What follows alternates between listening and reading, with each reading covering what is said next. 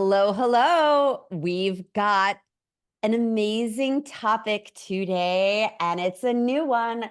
Hold on to your hats, your seats, your whatever you need to hold on to, because we are talking about libido today.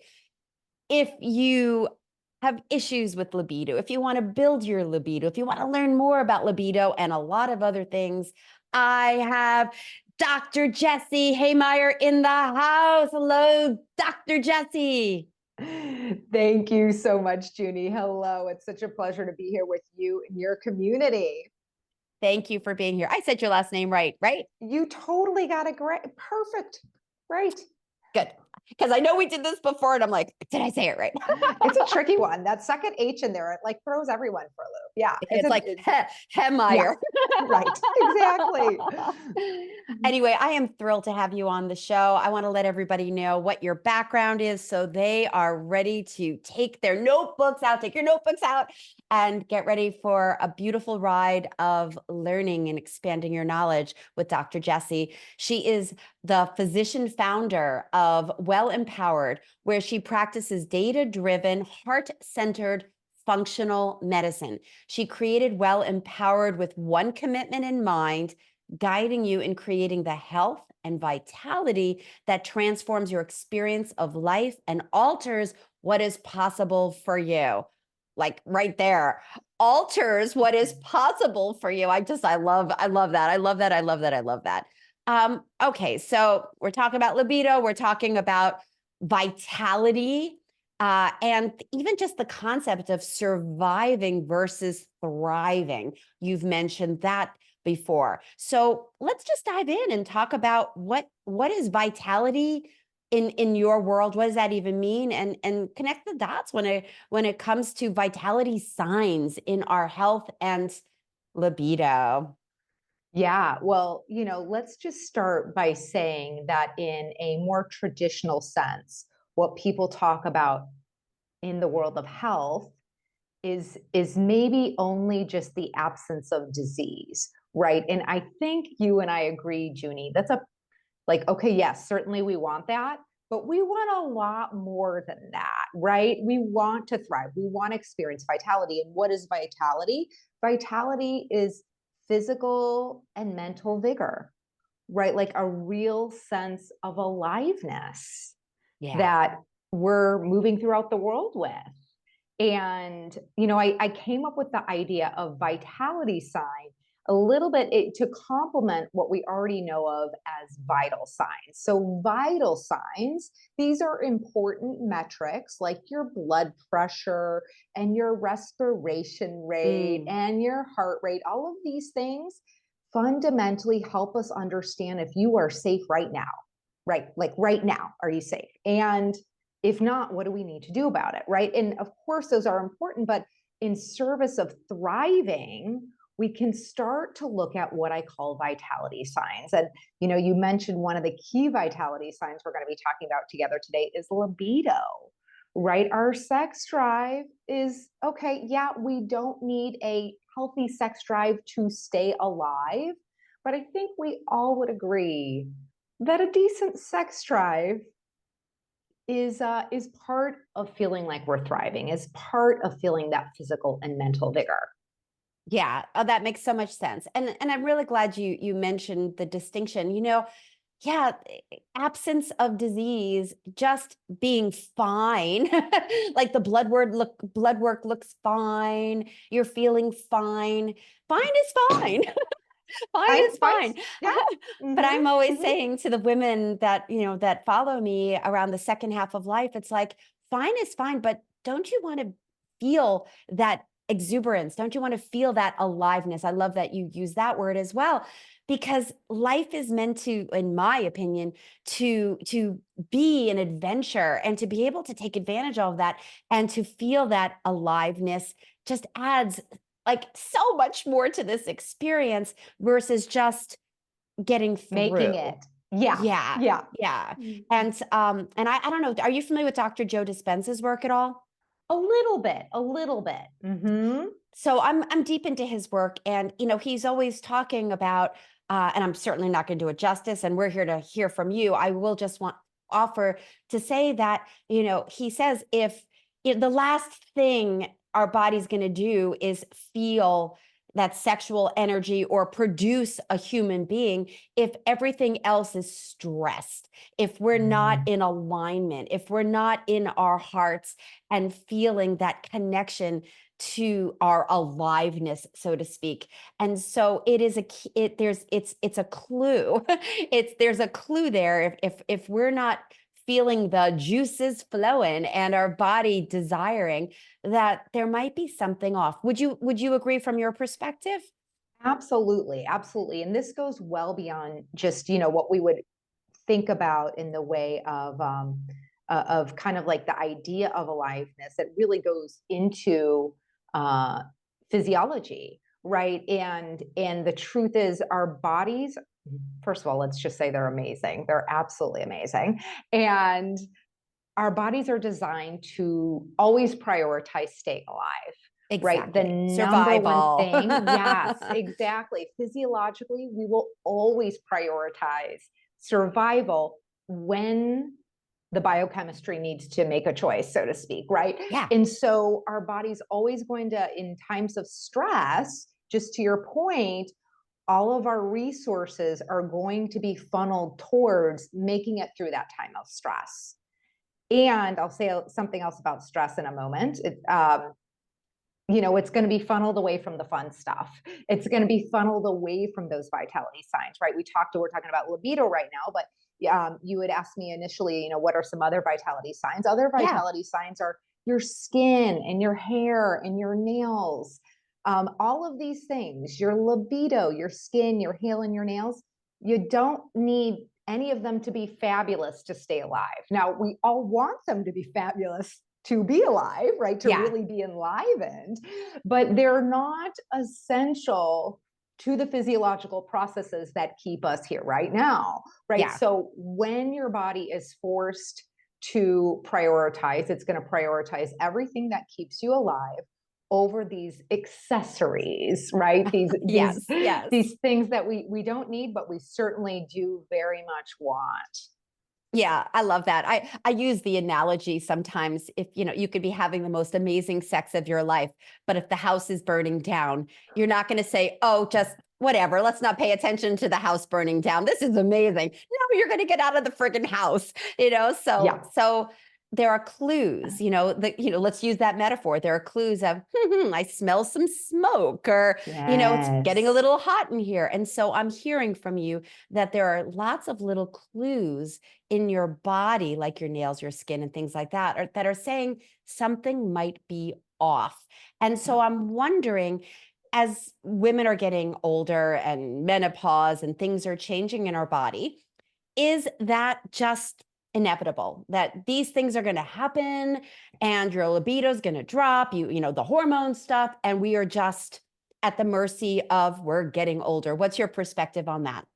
So my perspective on that is that it is physiologically appropriate for libido to be higher at certain points of our lives than others. Yeah. But that doesn't mean our libido is absent at any point in our life, right? So yeah, when we're at a stage where, biologically speaking, we're designed to procreate, it would be appropriate to expect a libido to be higher, right? When we're postmenopausal, it would be appropriate to expect it to be lower, but not absent, right? So that's all, if it's absent, that is a sign that your body is telling you something is out of balance, something is amiss. So that's where it gets tricky for me, which is, okay, so I'm postmenopausal. My Yes. libido is definitely lower. I'm not in a relationship. So there's different moving parts here. So I know that if there's someone in my life, my libido raises because I'm getting more excited and I can't wait to be with them. And yet there's also the absence of relationship, which a lot of women here are not in partnership. And for me, again, I've noticed, years ago, the energy would be rising, and I would, solo play, self pleasure multiple Mm-hmm. times a week, and I'm Mm-hmm. noticing it's significantly less. And so I can say to myself, well, I'm postmenopausal. It makes sense. How does it fit in this conversation around boosting libido, being, Mhm. accepting that this is just the way it is? If you want to have it, like I miss having that more of that Mhm. desire, that excitement, versus I'd rather take a walk outside Right? and sit under a tree than spend time. It's like Yes. I'm curious, what's your take on the second half of life and where we're at with that? Yeah, I think, well, first of all, you touched on a few really great things there, Junie. One is, our libido doesn't live in a bubble, right? It does live in our relationships. And do we have someone who's getting us excited, right? There is something to that. But then beyond that, even if you can look at the past, okay, there was a past where I wasn't in a relationship, but I was still very interested in self-pleasuring. Wonderful, right? Versus where I am right now, then I think it would be worth, like, doing a little bit of looking around and seeing if some of the more common causes of a diminished libido, if there's anything there that you could address that would perhaps give you, support your libido in a way that allows you to feel that kind of that aliveness and juiciness that you're interested in experiencing anew. Quick interruption, and then we'll get right back to the show. There is something time sensitive. There is a contest going on, and there's one lucky prize winner to win the Relationship Toolkit program. This is a 5-week program with me guiding you to help you really stand your ground and have healthy boundaries, to be able to speak your truth and trust your gut, to have good, solid self-esteem, and to learn what the healthy relationship that you desire looks like. You learn to rewrite your love story and so much more. So there'll be one winner. There's some really juicy second place prizes as well. So you're going to want to click the link in the show notes for enter the contest, and be sure to put your correct email address and your phone number so I can reach out to you and let you know if you're the winner. Good luck. And we're definitely going to talk about that. I really want to ask you some questions about what else we might do. Before we go there, Mhm. I'm curious about some of the causes that you've seen for low libido, because I know you have 5 commonly Yes. overlooked causes. What are these? Yeah. So I'll speak about them from a high level, and then we'll go through each of them in a little more Great. detail. But from a high level, the 5 most common causes are adrenal fatigue, nutrient deficiencies, increased inflammation, um, compromised hormone sensitivity, and then what I would say is unhealed wounds, right? Like Okay. unhealed Wow. emotional wounds. Yeah, Wow. yeah, So yeah. those are all 5 heavy hitters, boy. Yes, right, right. And there's interplay between them, right? It's like, Sure. there's definitely some connection between all of them. Oh my But to gosh. start with that, Absolutely. yeah, to start with that first one, the adrenal fatigue situation. And Yeah. to tell the story, we started talking a little bit about stress, right? Our adrenals produce our primary stress hormone, cortisol, right? And again, that cortisol is part of that fight or flight response that we actually really need cortisol to be alive. Like, there's no being alive without cortisol, right? So Right. The uh, lion is chasing you, and you need to have that pumping so you can run, and you're going to be feeling exactly. that stress. You got it. You got it. Well, the thing about that is both of our sex hormones, all of our sex hormones, testosterone, estrogen, progesterone, all of them, all the variations of estrogen, and cortisol, they are all made of the same basic ingredient. So it's a little bit like, well, and that basic ingredient, by the way, is cholesterol.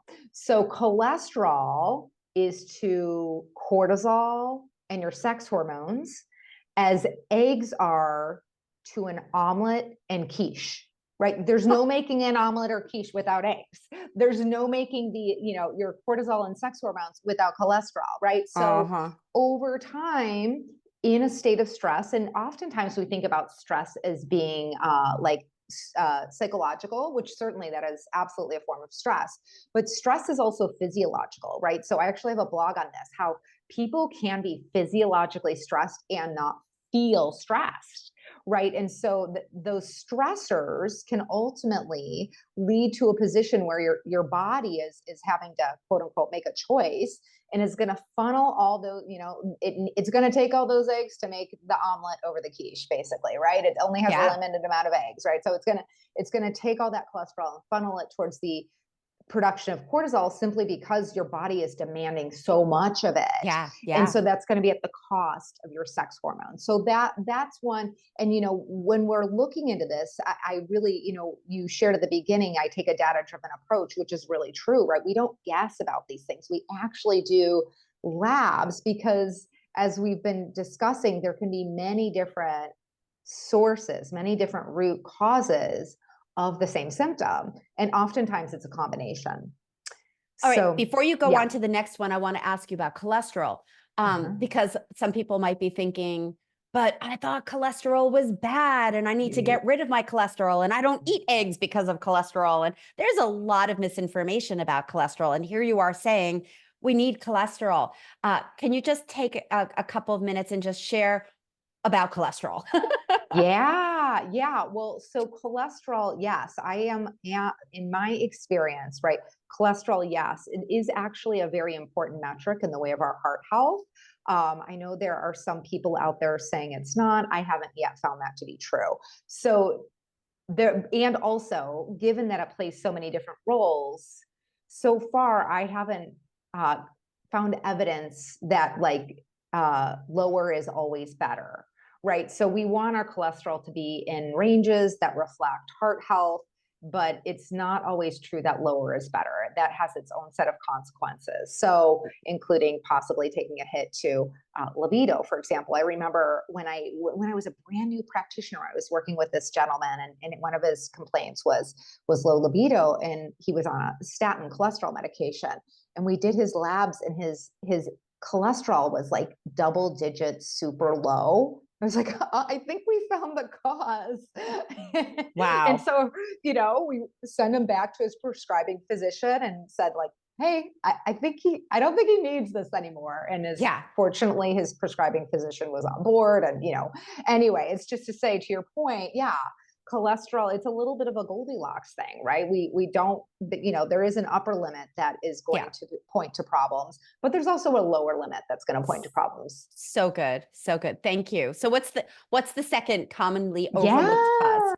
So the next one I would say is nutrient insufficiencies or deficiencies. That's such a huge one, and so overlooked, so overlooked. Absolutely. We need these nutrients again to tie back into the adrenals. Some of it is just simply put, we need it to support the conversion of our cholesterol into both cortisol as well as our sex hormones. So if we don't have enough nutrients, it's all going to go towards the cortisol. We're going to have nothing left over for those sex hormones, right? So some of it is that, and then some of it is just the actual creation of our sex hormones and how they function, the way our receptors function. So a lot of different things we could say about that. Our neurotransmitters, right, which obviously is going to affect our mood, and whether we're feeling excited or not. So definitely those nutrient insufficiencies and deficiencies. And deficiencies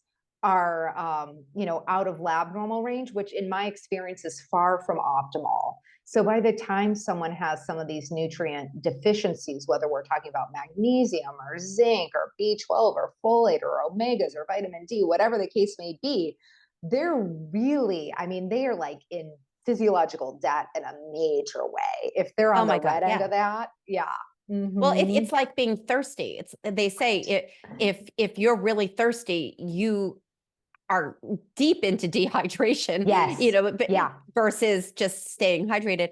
And even when people eat well, the food quality, we know that. And this is another whole topic. I just want to throw in here that gut health is so important, because you could be eating pretty well and whole foods, but if your gut health isn't good, you're not even absorbing it. Your body's not processing it. And that's why I just want to put a plug in for you as a functional doctor, functional medicine, getting to the root cause of what this is, because you might be doing a lot of the things right, and it's still not producing the results that are optimal, because there are these missing pieces that mainstream medicine just is not on top of. Would you agree? Oh, absolutely. Absolutely. And then, you were so spot on pointing out the role that our gut health plays in our nutrient absorption and what we have available. And I would even add to that, we all have our genetics that need to be cared for in a unique way, Yeah. right? I was actually caring for a fellow practitioner, and she's taking B12. And I was like, and she did some of the labs I wanted her to do, but not all of them. I was like, we need to test this other number, because you're taking the B12, but I bet the bank it's not enough for your body, not Right. enough for what your body needs. And oftentimes that's the case. There are common genetic mutations that lead to people, whether it's the B vitamins or zinc or vitamin D, they just fundamentally, their body needs a higher dose to reach the level that lets everything work at its best. I think that's so important what you said, that it's not one size fits all. Mhm. Every body has their own unique expression and their own wiring and their own disposition. And that's why it's so important to spend some time with someone like yourself to really pull back the curtains and go, what's going on? We need to tweak this. You need more of this, less of this, and find that balance. Because it's not just, oh, take this pill and your libido will come back. Yes, absolutely. I like the saying. I heard it somewhere. I wish I could claim that I came up with it, but it's something like, "You're unique, just like everybody else." Right? Yep. Yep. But it's Yep. true. Yeah, absolutely. So what's the next one? Yeah, so the next one is increased inflammation. So oftentimes, increased inflammation, to say a little bit more about inflammation, oftentimes people will come to me and, our virtual first appointment, they'll say, I feel really inflamed. And I'll ask them, okay, how's that showing up in your body? And they might say, my skin is red, or I'm bloated, or my joints hurt, or whatever it is. And while it's true, those might be symptoms of inflammation, more often than not, inflammation doesn't have any symptom, right? It's actually elevated and interfering with all these physiological processes, but maybe people are at the very least really struggling to pinpoint that it's inflammation that's one of the key causes, for example, of low libido. So it's a measurable, knowable number, right? When I measure inflammation, there are a number of different things we could test. The two things I most commonly test are called HSCRP, HSCRP, for those who like the acronyms broken down. That stands for high sensitivity C-reactive protein. And then another one called homocysteine. So these two together, and there might be others I throw in there depending on the person, but these are common go-tos that really give us a very good high-level picture of long-term chronic inflammation. That's what we're really talking about. And the thing with that elevated inflammation is it interferes with the message of our hormones. So for all of our hormones to work, it's a bit like a ball and a mitt. We need to produce the hormone, the ball, and we need to receive the message of the hormone, the mitt. And so the inflammation is going to really get in the way of that message being received. Wow. This could be a whole topic on its own, but again, share a little bit about what causes inflammation. I'm sure Oh, we could talk yeah. for hours on that one. Truly, truly, truly, truly. So yeah, it can be a number of different things. So detoxification pathways, if they're overloaded. And okay, what could that be caused by? Well, it could be caused by, okay, well, I've been drinking a little bit more than usual. Okay, that's one possible reason.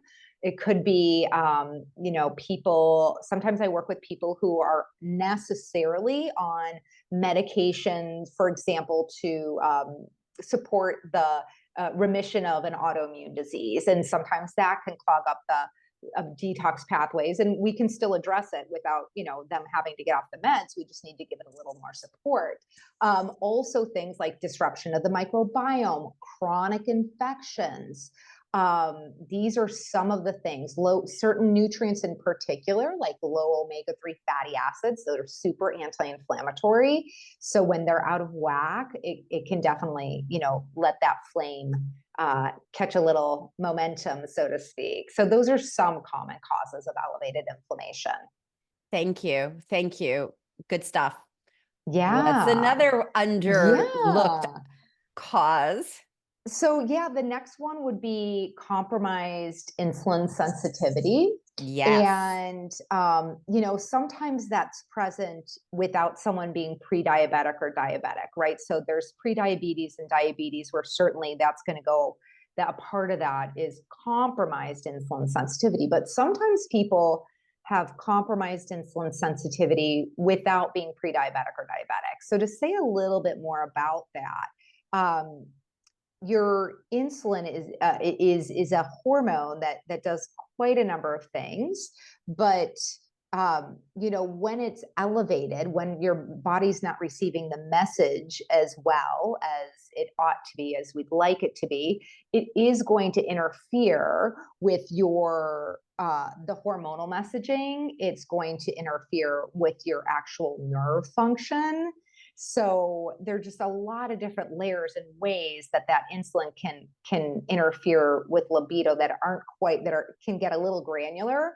But I would also say another aspect of that is it is a common stressor. When we go back to that number one being adrenals, it's a common stressor. If insulin sensitivity is compromised, it's going to be putting so much more stress on your adrenals. So in that case, I'm definitely going to be looking at both of those side by side and working to heal, support in elevated insulin sensitivity as well as your adrenals. So much information, so amazing. Before we get to the fifth one, which in my opinion, which is my wheelhouse about emotions and Yes. past traumas and things like that. I think the fifth one actually, and we'll talk about this, influences all the ones that are previous. The ones we just spoke about, I'm just hearing menopause, menopause, menopause. I'm hearing, the hormones have changed. And so low estrogen, inflammation, the adrenal fatigue, all the overworking, all the doing, getting older. I mean, there's just so many pieces to menopause just alone. I'm curious, and again, this is a huge topic, but maybe a couple sentences, HRT to undo a lot of what this is. What's your take on that? It can be helpful. It can definitely be helpful. For anyone, they want to be clear on, okay, what is it they're looking to get out of the HRT? And then they want to work with someone who is skilled at assessing risks and ensuring appropriate delivery, Yep. things like that. But HRT can definitely be helpful. Yeah. Yeah, it does have its place in this conversation for sure. Yeah. And again, it's a huge topic and it's coming up more and more around, well, there's more information out there and way more that we need around HRT, hormone replacement therapy. For those of you that may not know the letters, there's even new letters that people say, but ultimately hormone replacement, and some more will be revealed around that. And you said how it's administered, and the combinations. There's a lot of moving parts there as well to really do the testing and to really know safety and again your body. So I wanted to throw that into the mix of this conversation. All right, the fifth one. Go for it, sister. Yeah, well, I mean, really, like you said, unhealed wounds. It's a biggie, right? If we are not, we women, we do like to feel emotionally connected to both ourselves and to others, with others if we're going to be intimate with someone else, but with ourselves if we're going to self pleasure, right? So really having that sense of safety, and if there's something that's absent there, or people are in some way, shape, or form suppressing emotions, and so it's showing up in depression, then that really will be an important thing to address, to have everything come together and experience that libido you're looking for. And I know you do great work on that end, and there's so much more we could say on the topic.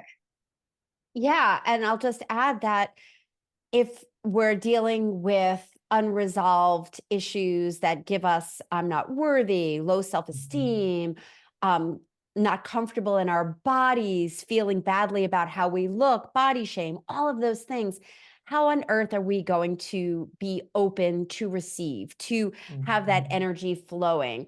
This, even just that one piece of body shame, which we have been inundated with messages around what beauty looks like and what's acceptable and all that.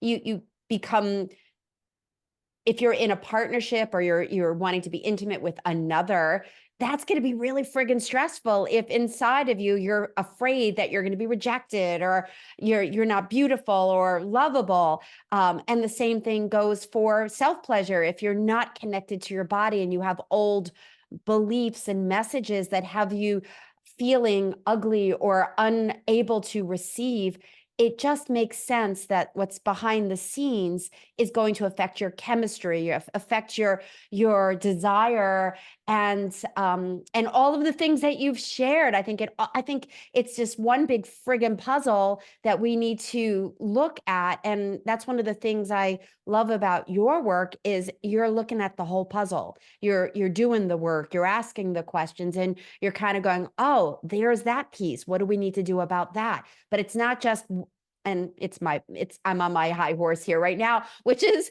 mainstream medicine. It's like, okay, you have low libido, here's a pill, here's one supplement, versus, and that's not to say all medicine, thankfully we have the medicine we have, and there's so much more that we can be doing around this. Anything you want to add to that?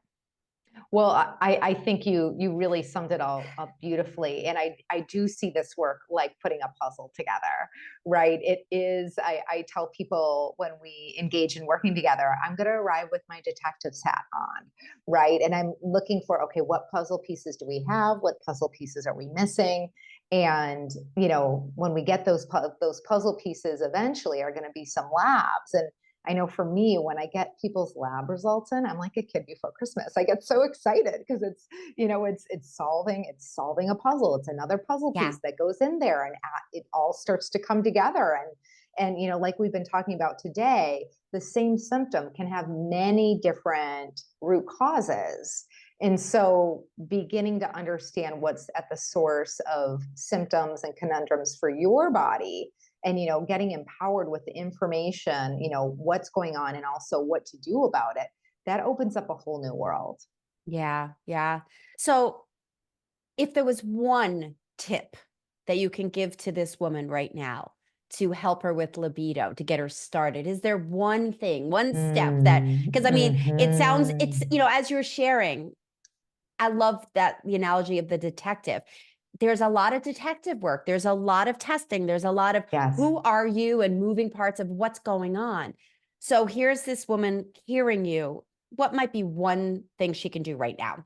Yeah. So I'm going to invite the listener, to consider for yourself, um, in the world of physiological stressors, right? Things that are causing stress. And these may be things, again, like you experience as stress, or you just know they're a stressor on your body. This could be something like the amount of sleep you're getting, the Huge. amount of time and restoration and self-nourishment, like self-nourishment in a way that really makes you feel proud of yourself, right? Mm, That could be something. It could be the way you're fueling your body, and that could be what you're doing or not doing. And it could be the way you're moving or exercising, right? So any one of these represents a great opportunity. So my invitation for you, the listener, is to come up with one of these many different areas, one area, and be as specific as possible, right? As you're listening, you're going, oh my goodness, my sleep. I'm like online scrolling way too late, like whatever it is, right? Great. Is that the place you're willing to start? And then yeah. start to look at, okay, what would be a better game you could play? Please, please, please give up all hope of a perfect game. We are, Thank you for that. that's Thank you for that. nonsense. Because Yes. that's just gonna up your cortisol and stress you out even more. It's like, oh my God, I've got to do all of these things right now. Truly, truly, truly. And, so maybe in that example of like, okay, I can see that the amount of sleep I'm getting is not a good fit for the vitality I intend, right? Then you might say, okay, I'm typically head on the pillow, lights out at 11. I'm going to start with 10:30. And to start with 10:30, that means I'm going to plug my phone in at 9:45. I'm just making that up, right? But, get clear for yourself on what it would look like for you to win. Yeah. You get to say what it would look like for you to win. And again, just like Junie and I are saying, like, please baby step it. Please Yeah. baby step it, because we want you to win the game you're playing. And just like a toddler learns how to walk one baby step at a time, we learn to honor our health and vitality from a place of self-love, one step at a time. Definitely. I love, love, love that. One step at a time and being gentle with yourself. It's like deciding you want to change your body, you join the gym, and then you go to the gym and you spend 5 hours working every possible muscle you can in the first time. And then the next 2 days, you can't even walk because your muscles Yeah. are so full of Yeah. lactic acid. It's like, that's not how to do it. No. Slow and steady, and just pick Mhm. one thing to move forward with. It just, so good, so good. Now, I know that you do health audits. Can you share a little bit about that? Because I know you also have a Yes. special opportunity for our listeners and watchers. Yes. So when I work with people, when we begin our partnership, we start with what I call a health audit. And this health audit is working together for about a month and a half, and it includes lab work, and it includes getting clear on your intention for your health and your life, and guiding you in those first steps of your journey. So you really get tons of information. You begin to understand what's at the root of your health conundrums, your health symptoms, the challenges you're experiencing, and you start that journey. And, before that even begins, I should back up and say there's a complimentary consultation, because it's really important to me that it's a great fit, right? It needs to feel like a great fit for both of us, because we are partners in this. And if you are interested, if this sounds like something that might be of use for you, please go to my website, schedule a complimentary consultation, but also make sure you let me know Junie sent you, because you will be gifted 10% off your health audit if you decide you'd like to proceed with that. I love that. And there's something so important about having somebody guide you at the, when things are going on. I keep saying there's so many moving parts. I live this. I live this. I work with a functional doctor. I would have hired you, but I have somebody else right now. Who knows? The jury's still out. But I've been working with a functional doctor for years, looking at my labs, and it is detective work. And let's try this and let's move this around. And all I can say is there are blind spots. There are things we don't know. I'm always learning and upping my game. And frankly, the biggest thing I'm working on right now is my sleep. I have the Aura ring. I am totally down with hacking my sleep. And that has been like the biggest life-changing thing for me. Oh. And so to have a guide, really, to have somebody in partnership with you. And so Jessie, excuse me. Jessie is here to help you with that. If there's one thing you got out of our interview, sister, please just do one thing. Keep it simple, but remember that there are lots of moving parts and you deserve to have an extraordinary second half of life. This is not just about libido. Let's just call it as it is. Libido is just a piece of the puzzle as well of having an amazing life. And it's a juicy part of life. And if you're not in sync with this part, then there are other things that are at play. So I encourage everyone to just remember that you deserve to have the most extraordinary second half of life. And this is a big piece of the puzzle. Look for the clues of things being out of sync, and then, schedule a complimentary consultation with Dr. Jessie. Am I going to get that right? Anything All else you want good. to add to that? No, it's been such a pleasure being here with you, Junie, and your community. So thank you so much for welcoming me. Oh, my pleasure. For everybody that's watching and listening, please like and subscribe to the channel. Put some comments below if you're watching the YouTube station. This is how we get to interact as well as grow when you like and subscribe. And then you don't miss any of these really great episodes. And just keep going. Just keep putting a stake in the ground for having the life that you desire, because you're worth it. And if there's even the slightest part of you that's questioning the worthiness of it, that is where I come in. You can grab a consultation with me, a love breakthrough session. That's in the show notes as well. Let's get you moving in the right direction, body, mind, and spirit, so you can really wake up loving your life. So that's it for today. Mwah!